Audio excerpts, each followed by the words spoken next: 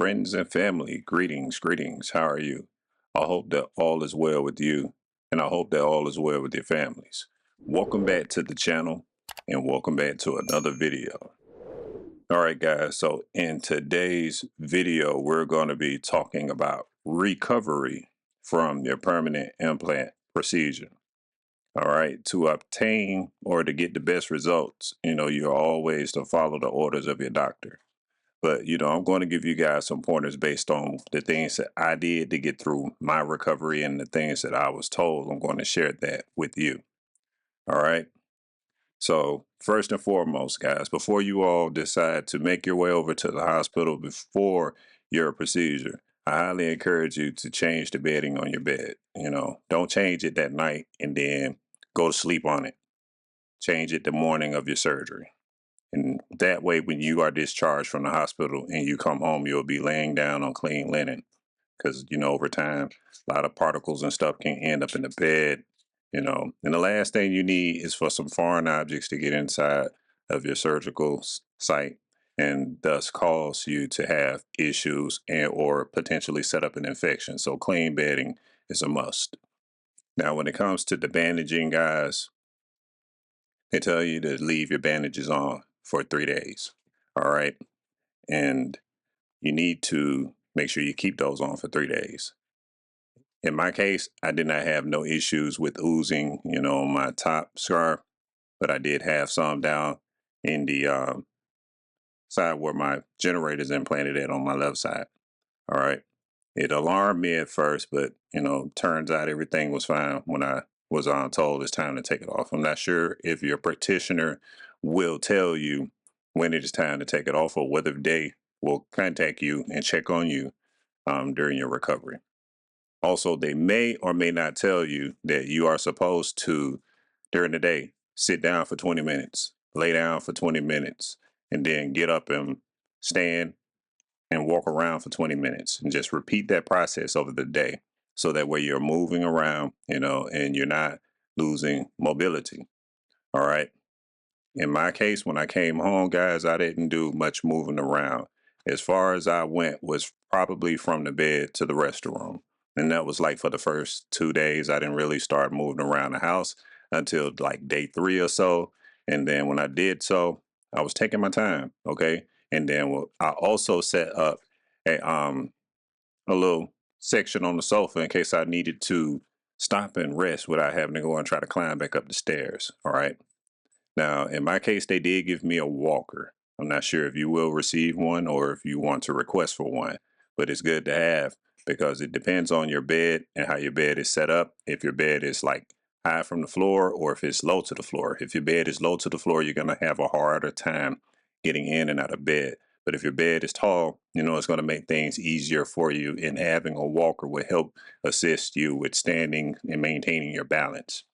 Another thing too, if you have cushions on your sofa like this, get you like 2 or 3 of these right here to be on the safe side and use these in your bed to kind of, lift you up a little bit because laying in bed is going to be uncomfortable for the first night. Trust me. Okay. Now you will be able to lay down on your back, possibly. But if you are, kickstand with those pillows, you could do it. But laying directly flat on your back, it's not going to happen because it's going to be very painful because it's going to have this generator implanted in you. Okay. And that's going to be something you're going to need to get used to. And at that point, with that being a fresh scar, it's going to hurt. All right. See, in my case, I am left-handed. I sleep on my right side. So I had them implant mine on my left side above my left buttock.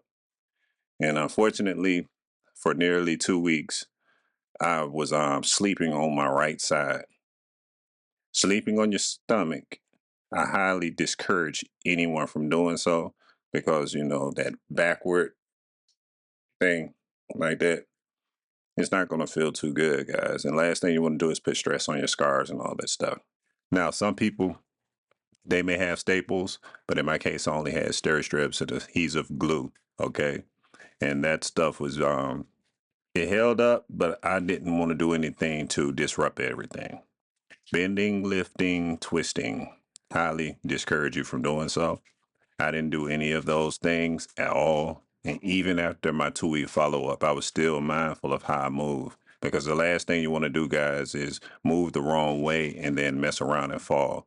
You do not want to fall at any point during your recovery. So I highly encourage you to take your time at whatever you do. If something that you need, make sure you have a grabber or something to grab it, or have someone to help you grab it. Now, when it comes to showering, they will tell you you need about 2 to 3 days before you do so, and when you do, make sure you do not stand with your back directly to the shower head. Do not allow the water to completely saturate your scar, okay? Try to get least water on it as possible. If you have someone, a helpmate, have them take a shower with you so they can, make sure they clean your back for you, because all that right there, it's not going to feel good. Keeping your scars dry is very important. Make sure you keep those things dry, keep them clean, okay? Because the infection can set up if you're not careful, all right? And that is because of all that moisture buildup and heat and all that extra stuff, I'm not a chemist or a scientist nor a doctor, but I'm just telling you guys, keep your site nice and dry, all right? And last but not least, when you're moving around, make sure you're very mindful of the things that are around you, all right? Be mindful of the steps you take.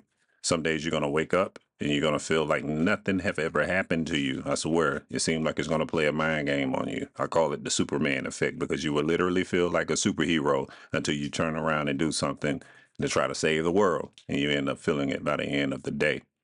So that is something that you want to avoid doing. Even if you feel really good, continue to take your time, because you are still healing, and your healing process entirely is going to take anywhere between 8 months to a year. That's for you to be healed internally, okay? Not on the outside, but internally, because you will still have to heal for some time, all right?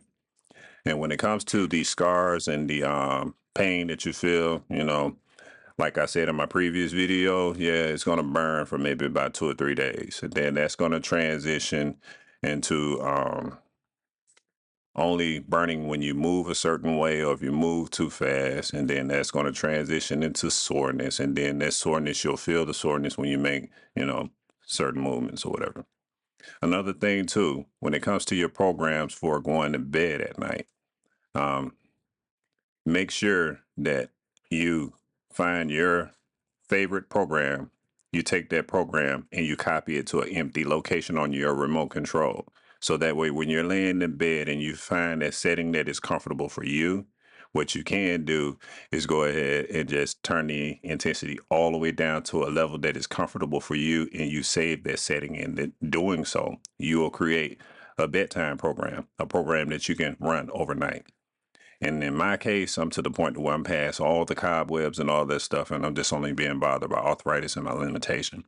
So I'm able to run my program like all day, and I can sleep on it. That's just how comfortable it is for me. So my pain scale for today, guys, I would say that my nerve pain is a 0.